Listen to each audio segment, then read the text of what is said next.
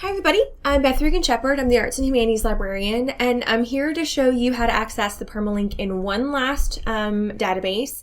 And the one we're going to look at right now is a database called Sage Journals, and it's really just a collection of all the journals that Sage publishes. And to me, this is the database that kind of really hides the Permalink more than any others. So how to locate it and include it, you're going to want to do a search and then click on the title that you're interested in.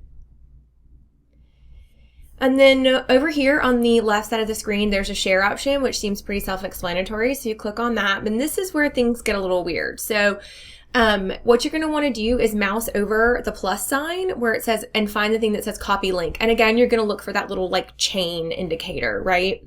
So we copy the link. And then this is the link that you're going to want to copy to include into your Canvas course shell.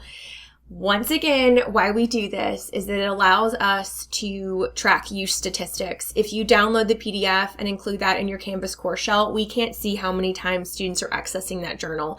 And it looks like to us that it's only been downloaded one time, when in reality it's being used 40 times.